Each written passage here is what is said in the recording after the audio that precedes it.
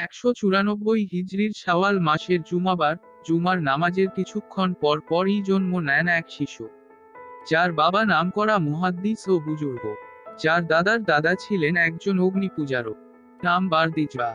আর বারদিজবাহের ছেলে মুগিরা আশ্রয় নিয়েছিলেন ইসলামের ছায়াতলে। বাবা ইসমাইল ছেলের নাম রাখলেন মুহাম্মদ, মানে প্রশংসিত। সত্যি এই ছেলেটি এমন কিছু কাজ করেছে যার মুসলিম উম্মাহ স্মরণ করবে আজীবন। মুহাম্মদ যখন ছোট তখন মারা যান তার পিতা ইসমাইল।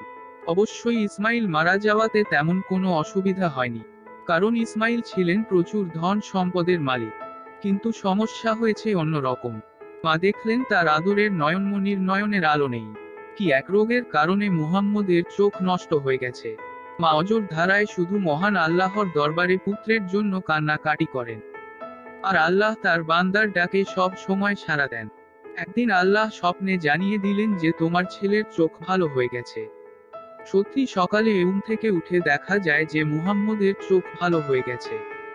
মাত্র 6 বছর বয়সে এই ছেলেটি পবিত্র কোরআনের 30টি পারা মুখস্থ করে ফেলেন, আর 10 বছর বয়সে শেষ করেন প্রাথমিক শিক্ষা। 10 বছর বয়সে ভর্তি হন তৎকালীন বোখরার বিখ্যাত মুহাদ্দিস ইমাম দাখিলি এর হাদিস শিক্ষা কেন্দ্রে। কিন্তু কি আশ্চর্য, অন্য ছাত্ররা যেখানে প্রতিদিন খাতা কলম নিয়ে আসতো, সেখানে মুহাম্মদ আসতো খালি হাতে। কিছুদিন অতিবাহিত হওয়ার পর সকলে ভৎসনা করতে লাগলো যে, তুমি খাতা কলম না এনে শুধু শুধু সময় নষ্ট করছো কেন? যদি পড়া লেখায় মন না থাকে তবে এসে কি লাভ? মুহাম্মদ তখন বলিল, ঠিক আছে, আগামীকাল তোমরা তোমাদের লিখিত সকল খাতাপত্র নিয়ে আসবে, আমি মুখস্থ সব হাদিস বলে দেব। আমার ভুল হয় কি না দেখে নিও। পরদিন সকল ছাত্র তাদের খাতাপত্র নিয়ে আসলে দেখা যায় যে, মুহাম্মদের মুখস্থ হাদিসের একটি হাদিস তো ভুল নেই। আর তা এমন ধারাবাহিকভাবে বর্ণনা করলেন যে ঠিক যেভাবে ওস্তাদ শিক্ষা দিয়েছেন। ছাত্ররা তো অবাক। তারপর চারদিকে ছড়িয়ে গেল তার জ্ঞানের কথা। মাত্র 16 বছর বয়সেই বোখরার সকল মুহাদ্দিসের সংকলিত হাদিস মুখস্থ করে ফেললেন। এই তালিকায় আব্দুল্লাহ ইবনে মুবারক, ওয়াকি ইবনুল জারাহের সংকলিত হাদিসও ছিল। তারপর মা এবং অপর ভাই আহম্মদ সহ পবিত্র হজ পালনে মক্কা গমন করেন। মক্কায় তিনি সেখানকার বিভিন্ন মুহাদ্দিসগণের কাছ থেকেও হাদিস শিক্ষা গ্রহণ করতে থাকেন। এ সময় তিনি তার প্রথম গ্রন্থ কাদায়াস সাহাব ওয়াত তাবি নামক গ্রন্থটি রচনা করেন। তারপর রাতের চাঁদের আলোয় বসে লিখেন আরেক গ্রন্থ তারিখে করি। আর বিখ্যাত জামি শহীহ বুখারী শরীফ, যাহা বুখারী শরীফ নামে সারা দুনিয়ায় পরিচিত, লিখা আরম্ভ করেন মক্কায় মসজিদে হারামে, এবং এই গ্রন্থ লিখে শেষ করতে প্রায় 16 বছর সময় নেন।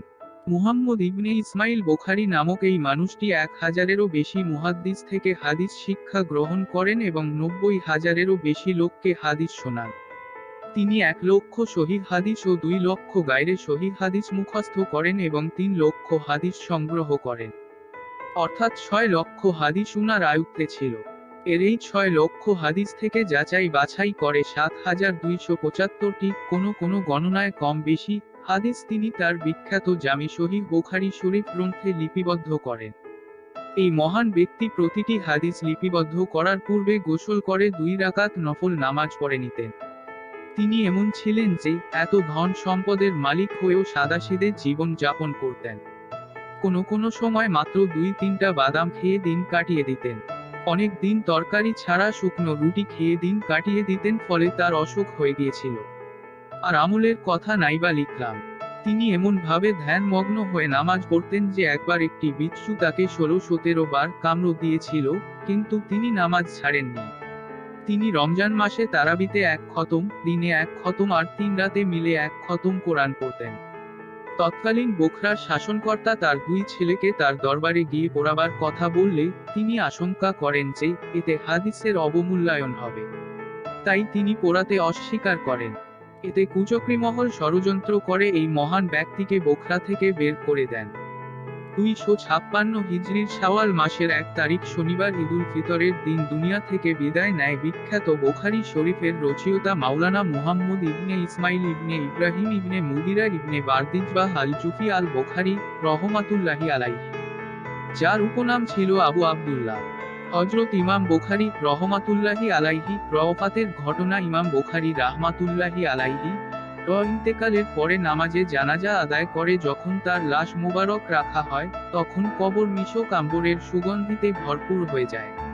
এই দৃশ্য দেখে লোকজন দীর্ঘদিন যাবৎ তার কবরে আসা যাওয়া করতে থাকে এবং তার কবর থেকে মাটি হাতে নিয়ে ঘ্রাণ টেনে আশ্চর্য বোধ করে। একদা একজন ব্যক্তি বর্ণনা করেন যে, আমি স্বপ্নে দেখলাম, মহানবী সাল্লাল্লাহু তাআলা আলাইহি ওয়াসাল্লাম তার সাহাবীদেরকে নিয়ে ইমাম বুখারী রাহমাতুল্লাহি আলাইহি এর কবরের স্থানে হাজির হলেন। আমি তাদের সামনে গিয়ে সালাম পেশ করলাম।